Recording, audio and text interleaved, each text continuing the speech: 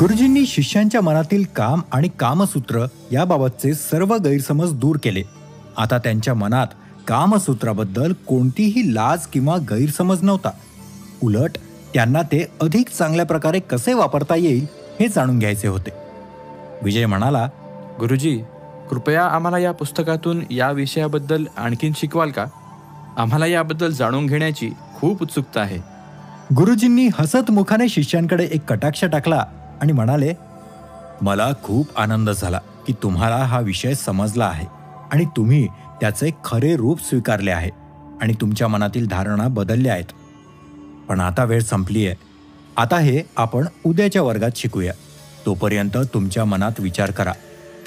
उद्या मी तुम्हाला काही प्रश्न विचारेन. बघूया तुम्हाला हा विषय किती खोलवर समजलाय ते. गुरुजी निघून गेले. सर्व विद्यार्थी देखील उठून निघून गेले. फक्त विजय आणि केदार बसले होते. केदार उठून उभा राहिला आणि पुढे गेल्यावर त्याला विजय अजूनही बसलेला दिसला. केदार, मला आता राहवत नाहीये, कारण गुरुजींनी माझ्या मनात प्रचंड कुतूहल भरले आहे. आता मला ते पुस्तक उघडावे लागेल आणि त्यात काय काय आहे ते पाहावे लागेल. त्याशिवाय मला काही जेवण जाणार नाही. केदार आश्चर्याने विजयकडे बघतच राहिला.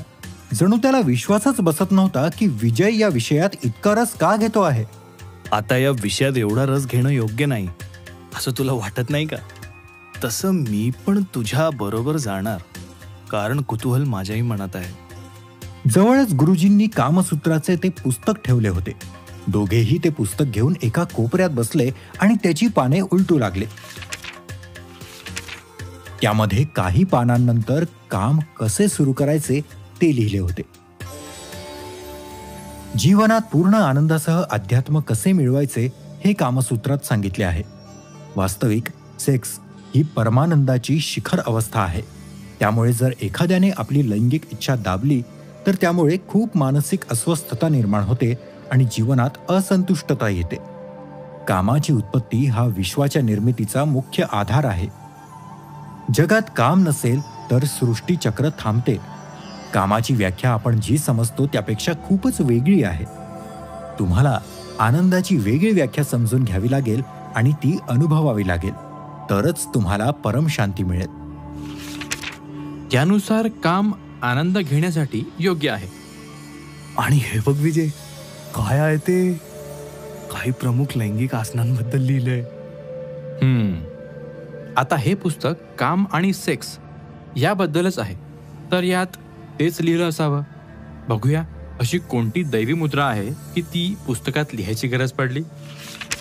कामसूत्रानुसार लैंगिक क्रिया म्हणजेच सहवास हा प्रत्येक व्यक्तीच्या जीवनाचा एक महत्त्वाचा भाग असतो. यामध्ये महिला आणि पुरुष एकमेकांशी केवळ शारीरिक संबंधच जोडत नाहीत, तर ते मानसिक आणि आध्यात्मिक दृष्ट्या एकमेकांशी नाते प्रस्थापित करतात. लैंगिक संबंधांदरम्यान भावना महत्त्वाची भूमिका बजावतात. याला केवळ शारीरिक क्रियाकलाप समजणे अत्यंत चुकीचे आहे. यामध्ये पुरुषाला त्याच्या समाधानाबरोबरच स्त्रीच्या समाधानाचीही पूर्ण काळजी घ्यावी लागते.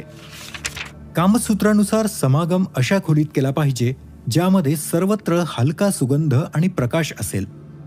हे वातावरण तुमचे खासगी क्षण अधिक खास बनवते. जोडप्याने सेक्स करण्यापूर्वी त्यांच्या सर्व चिंता विसरल्या पाहिजेत. कामसूत्रात 64 लैंगिक आसनांचा समावेश आहे. या 64 लैंगिक आसनांपैकी सहवासादरम्यान वापरलेली 21 आसने सर्वोत्कृष्ट मानली जातात आणि ती उत्फुल्लक, इंद्राणिक, वैशिष्ट्यतक, विजृंभितक, बाडवक, वेणुदारितक, शूलाचितक, पद्मासन परावृतक स्थिररथ, अवलंबितक, धेनुक, कृशत, भुगन्नक, जिरिंभितक, पार्श्वसंपुट, उत्तानसंपुट, उत्पीडक याशिवाय अशी काही लैंगिक आसने आहेत जी सहज केली जातात. तांदळासोबत तिळाचे मिश्रण. कामसूत्राच्या या आसनात स्त्री पुरुष पलंगावर एकत्र झोपतात आणि दोघेही एकमेकांच्या जवळ येतात आणि हातपाय वापरून एकमेकांना मिठीत घेतात. ही मुद्रा हुबेहूब तांदळामध्ये मिसळलेल्या तिळासारखी दिसते. खेकडासारखी स्थिती. कर्कटक आसन. या आसनात खेकडा जसा आपले पाय पोटाकडे सरकवतो त्याचप्रमाणे स्त्री आपले पाय लहान करून पुरुषाच्या नाभीला आपल्या पंजाने स्पर्श करते. पाणी आणि दुधाचे मिश्रण. या आसनात स्त्री पुरुषाकडे तोंड करून त्याच्या मांडीवर बसते. या आसनात दोघांपैकी कुणालाही त्रास होत नाही. या आसनात दोन्ही व्यक्तींची समज खूप चांगली होते. दोघेही फुलासारखे मिसळतात, जसे पाणी दुधात मिसळते. बास आकार आसन. या आसनात स्त्रीचा एक पाय पुरुषाच्या खांद्यावर तर दुसरा जमिनीवर असतो. यामुळे ती आरामात पाय पसरू शकते. हे करणे सोपे आहे. त्यामुळे स्त्री आणि पुरुष लैंगिक क्रियाकलाप करू शकतात. झाडाला लपेटलेला वेल. या आसनात स्त्री पुरुषाला अशा प्रकारे मिठी मारते की जसं काही झाडाभोवती वेल लपेटलेला असावा आणि ती आपले डोके अशा प्रकारे पुढे सरकवते की पुरुष तिची चुंबन घेण्याची इच्छा पूर्ण करू शकेल. या आसनात दोघेही एकमेकांना मिठी मारतात आणि खूप प्रेम करतात. उच्चरत इंद्रानिक आसन. हे आसन इंद्रानिक स्थितीसारखे आहे. या सेक्स पोझिशनमध्ये स्त्री आपले दोन्ही गुडघे वाकवून मांड्यांच्या मागच्या बाजूला चिकटवते. त्यानंतर महिला आपल्या दोन्ही मांड्या पसरवते. या आसनासाठी स्त्रीला खूप सराव करावा लागतो. या उत्तेजक आसनांशिवाय इतरही अनेक आसने आहेत जे महिला आणि पुरुष आरामात करू शकतात. विजय आणि केदार अनेक पाने वाचत गेले आणि शेवटी आश्चर्यानं एकमेकांकडे पाहू लागले. बाप रे, ही मुद्रा फार अवघड वाटते. पण तुला काय करायचंय? फक्त विवाहित लोकच ते करतात आणि त्यांना त्याची सवय असते. या आसनांबद्दल आणखी कोणती माहिती दिली आहे ते पाहू. ही आसने खास करून सांगितली आहेत. मग त्याचा फायदा काय? काही विशेष फायदा आहे का यांचा? होय, यानुसार लैंगिक क्रिया व्यक्तीला शारीरिक आणि मानसिक दृष्ट्या निरोगी ठेवते. परंतु काही वेळा वाईट जीवनशैलीमुळे आपल्या लैंगिक जीवनावर परिणाम होतो. यामुळेच लोक तणावाचे आणि चिंतेचे बळी ठरतात. कामसूत्रात महर्षी वात्स्यायन यांनी केवळ आयुर्वेदातूनच नव्हे तर समाजशास्त्र, अर्थशास्त्र आणि योग यातूनही लैंगिक क्रियांचे महत्त्व सांगण्याचा प्रयत्न केलाय.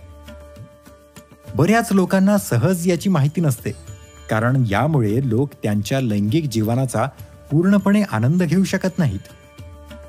यामध्ये कलात्मक पद्धतीने ओरबाडणे, सहवासाचे चांगले मार्ग, मिठी मारणे आणि शरीराला स्नेह देणे इत्यादी याबद्दल सविस्तर चर्चा केली आहे.